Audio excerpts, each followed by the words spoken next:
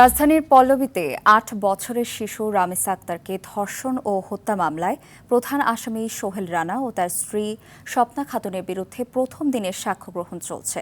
সাক্ষ্য দিচ্ছেন রামিসার বাবা আব্দুল হান্নান মোল্লা। যদিও মামলার ১৮ জন সাক্ষীর বোবা বোন সহ ৫ জনই আদালতে উপস্থিত রয়েছেন। এর আগে সোমবার মামলায় আনুষ্ঠানিক বিচার শুরুর আদেশ দিয়ে সাক্ষ্যের জন্য আজকের দিন ধার্য করে বিচারক মাসুর সালেকিনের ঢাকা মহানগর শিশু সহিংসতা দমন ট্রাইব্যুনাল। গত ১৯ মে পল্লবীর একটি ফ্ল্যাট থেকে দ্বিতীয় শ্রেণীর ছাত্রী রামিসার গলাকাটা মরদেহ উদ্ধার করে পুলিশ। পরদিন মামলা হলে ২৪ মে আসামি সোহেল রানা ও তার স্ত্রীকে অভিযুক্ত করে চার্জশিট জমা দেয় পুলিশ। পরে দ্রুত বিচার নিশ্চিতে মামলাটি শিশু সহিংসতা দমন ট্রাইব্যুনালে বদলি করা হয়। সার্বিক প্রেক্ষাপট নিয়ে আমরা ধারণা করছি যে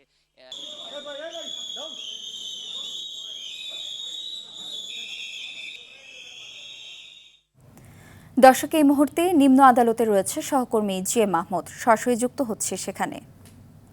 মাহমুদ, রামিসা হত্যার ঘটনায় এখন পর্যন্ত কারা কারা সাক্ষী দিয়েছেন, বিস্তারিত জানাবেন।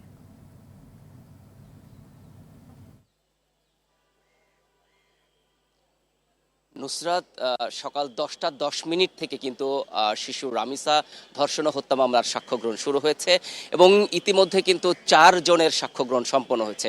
রামিসার বাবা, রামিসার বোন এবং রামিসার মা সাক্ষী দিয়েছেন, রামিসার চাচি সাক্ষী দিয়েছেন। এখন আরেকজনের সাক্ষ্য গ্রহণ চলছে এবং আমরা যে তথ্যটি জেনেছি যে এই মামলার মোট সাক্ষ্য হচ্ছে ১৭ জন, যদিও ১৮ জন বলা হয়েছিল, পরে একজনের নাম দুবার আসায় এটি সংশোধন করা হয়েছে। ১৭ জন সাক্ষীর মধ্যে ইতিমধ্যে ৫ জন উপস্থিত হয়েছে এবং আদালত জানিয়েছে সব সাক্ষীকেই ডাকতে। যদি আজ সবগুলো সাক্ষী উপস্থিত হয় তাহলে আজকেই কিন্তু সাক্ষ্য গ্রহণ সম্পন্ন হবে, এমন তথ্য কিন্তু আদালত থেকে আমরা জানতে পেরেছি।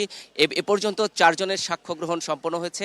রামিসার বাবা রামিসাকে যে নৃশংসভাবে ধর্ষণ ও হত্যা করা হয়েছে সেই বিষয়টি আদালতের কাছে বর্ণনা করেছেন। একজন বাবা হয়ে তার সন্তানের এই নৃশংস নিহতের ঘটনা কিন্তু তিনি তুলে ধরেছেন এবং ন্যায় বিচার চেয়েছেন। রামিসার মাও কিন্তু আদালতের কাছে ন্যায় বিচার চেয়েছেন, যদিও তিনি শঙ্কার কথাও জানিয়েছেন যে এই মামলাটি ভিন্ন খাতে প্রবাহের চেষ্টা কিংবা এই বিচারকে দীর্ঘায়িত করার চেষ্টাও কিন্তু চলছে, এমন শঙ্কার কথা জানিয়েছেন।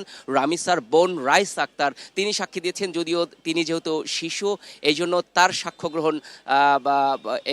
সাক্ষ্য গ্রহণের সময় এজলাসের ভিতরে কাউকে থাকতে দেওয়া হয়নি। এরপর তার চাচি সাক্ষী দিয়েছেন। এখন আসলে ৫ম জনের সাক্ষ্য গ্রহণ চলছে। অর্থাৎ এই মামলাটি দ্রুত নিষ্পত্তির জন্য কিন্তু রাষ্ট্র যেমন চেষ্টা করছে, জন আকাঙ্ক্ষা তৈরি হয়েছে, একই সাথে কিন্তু আদালতও কিন্তু এই মামলার যেন দ্রুত নিষ্পত্তি হয় এই বিষয়টি কিন্তু গুরুত্বের সাথে বিবেচনা করা হচ্ছে এবং এই মামলার বিশেষ পাবলিক প্রসিকিউটর তিনিও কিন্তু প্রতি কার্যদিবসে কিন্তু এই মামলা যেন মামলা কার্যদিবসে রাখা হয় এই আবেদনটি জানিয়েছেন এবং তারাও কিন্তু দ্রুত নিষ্পত্তির আসলে যে ব্যবস্থাপনা এটি আদালতের কাছে চেয়েছেন। তো আমরা অপেক্ষা করছি সাক্ষ্য গ্রহণে আর কি চাঞ্চল্যকর তথ্য আসে কিংবা সাক্ষ্য গ্রহণের কি পর্যায়ে যায়, হয়তো পরবর্তী সংবাদে এই বিষয়ে আরও বিস্তারিত জানাতে পারবো। তো আপাতত রামিসা ধর্ষণ ও হত্যা মামলার সর্বশেষ যে তথ্য আমার কাছে ছিল এটি আপনাকে জানাতে চেষ্টা করলাম। নুসরাত, ধন্যবাদ।